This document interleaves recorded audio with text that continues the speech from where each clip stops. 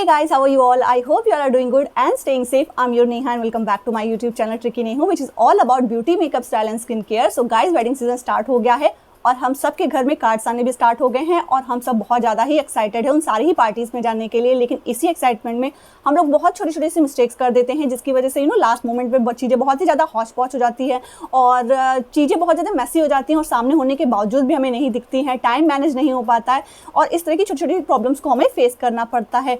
तो आज के इस वीडियो में मैं आपको बहुत सारी इंपॉर्टेंट टिप्स दूंगी that you have to keep in your mind before going to any party. Doesn't matter कि वो पार्टी बहुत ज़्यादा ग्रैंड है या फिर नॉर्मल पार्टी है, लाइक वेडिंग में जा रहे हो आप या फिर एंगेजमेंट पार्टी में जा रहे हो या फिर किसी भी पार्टी में जा रहे हो, आपको ये चीज़ें याद रखना है। इसकी वजह से आपको लास्ट मोमेंट पर हड़बड़ नहीं होगी और आपका टाइम भी मैनेज हो जाएगा। So now without further delay move on to video.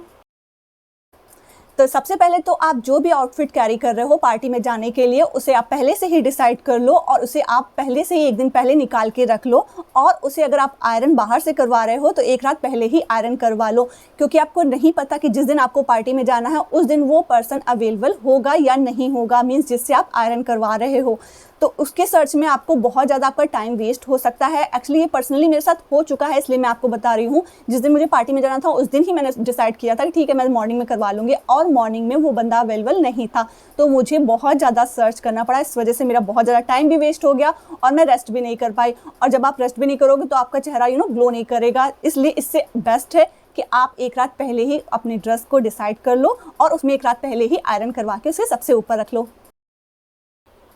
So next tip मैं आपको यही दूंगी कि वो चीज़ें जो आपको सबसे लास्ट में यूज़ करनी है उसे आप पहले से ही अपने डोर के पास रख दो। वो चीज़ें like cash, wallet, invitation card, keys means car की कीज़ जिससे आप जा रहे हो, या फिर घर की चाबियाँ, ये सब, और डीओ, क्योंकि डीओ सबसे लास्ट में हम लोग यूज़ करते हैं पूरा तैयार होने के बाद। तो ये सारी चीज़ें, और हाँ आपका फ़ोन भी, ये सब चीज़ें आप डोर के पास रख दो ताकि अब जब पूरा फाइनल तैयार हो जाओ और डोर लॉक करके आप जाने के लिए रेडी हो तो ये सारी चीज़ें आपको ढूंढनी ना पड़े, इसमें आपका टाइम वेस्ट ना हो। तो ये सब चीज़ें आप पहले से ही अपने डोर के पास रख दो।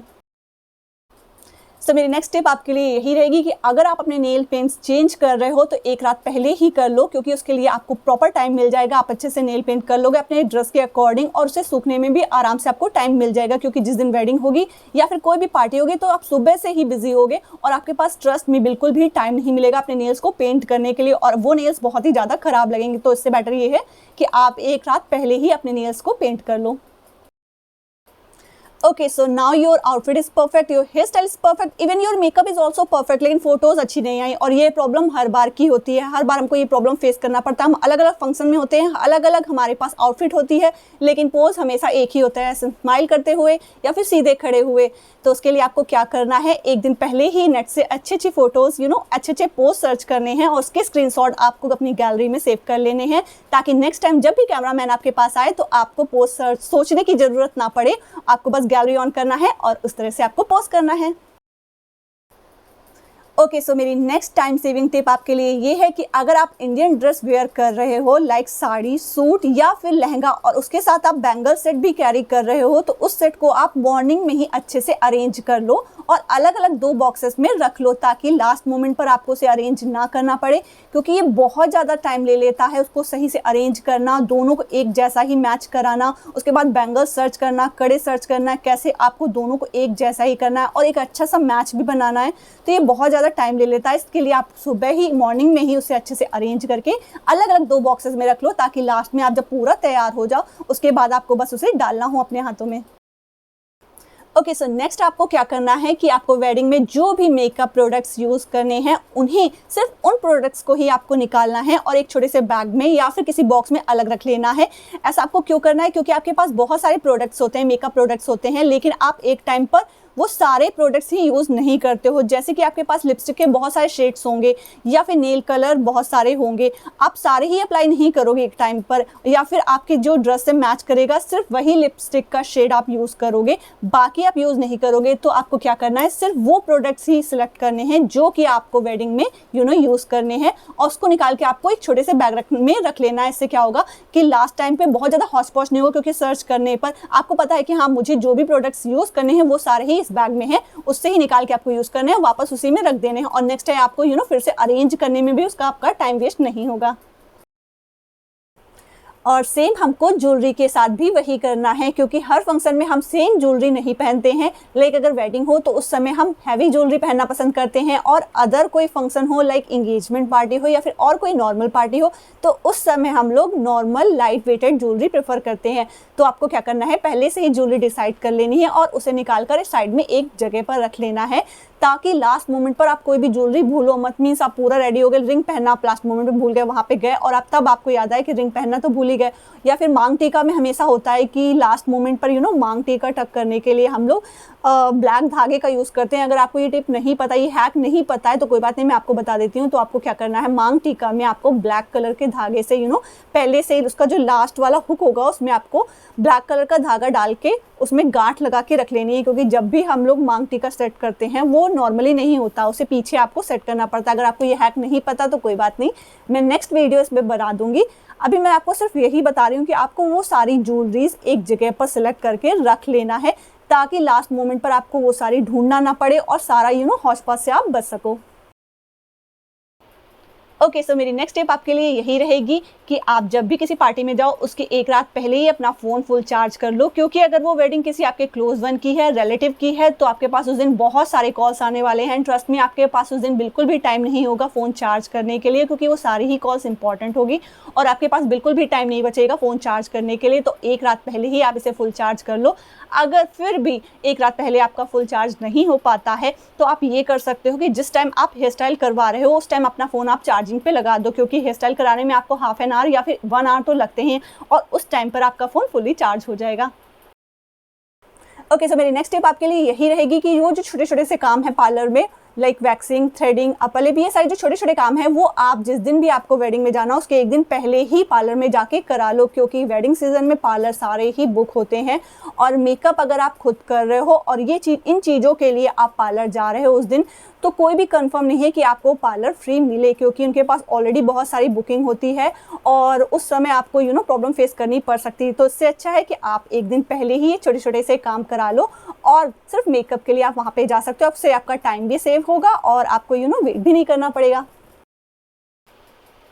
ओके, सो मेरी नेक्स्ट टिप आपके लिए यही होगी कि आप जो भी फुटवेयर उस पार्टी में पहन जा रहे हो उसे एक दिन पहले ही डिसाइड कर लो और उसे एक बार रीचेक जरूर कर लो, क्योंकि जब भी हम कोई फुटवेयर पहनते हैं वो फर्स्ट टाइम तो नहीं पहनते ऑब्वियसली, उससे पहले भी हम पार्टीज में वो पहन चुके होते हैं। तो उसे आप रीचेक कर लो, ऐसा तो नहीं उसमें डस्ट लगी हो या फिर वो गंदी उसमें कोई गंदगी लगी हो, तो वो सब आप पहले से उसे क्लीन कर लो, क्योंकि आप पूरा ऊपर से नीचे तक अच्छे से वेल ड्रेस हो, आपका मेकअप अच्छा है, हेयर स्टाइल अच्छी है, आपकी ड्रेस भी अच्छी है, लेकिन आपके फुटवेयर गंदे हैं, उसमें धूल लगी या फिर उसमें कुछ भी गंदगी है, तो वो आपके इंप्रेशन को डाउन करते हैं। तो इससे अच्छा ये है कि आप एक दिन पहले ही उसे चेक कर लो और अगर वो गंदी है तो उसे अच्छे से क्लीन कर लो।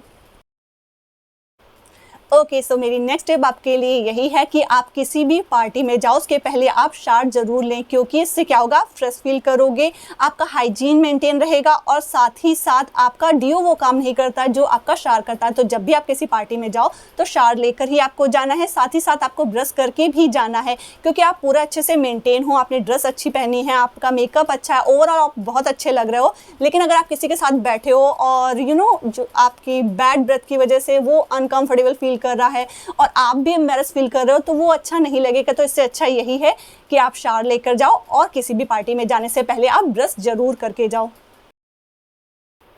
ओके, सो नेक्स्ट आपको क्या करना है कि अपनी हेयर स्टाइल अगर आप खुद से बना रहे हो या फिर आप पार्लर जा रहे हो, तब भी आपको मेकअप स्टार्ट करने के 1 घंटे पहले से ही अपनी हेयर स्टाइल बनाना स्टार्ट कर देना है, क्योंकि आपको पता है कि आपकी हेयर स्टाइल सबसे ज़्यादा टाइम लेती है, आपका मेकअप से भी ज़्यादा टाइम आपकी हेयर स्टाइल लेती है।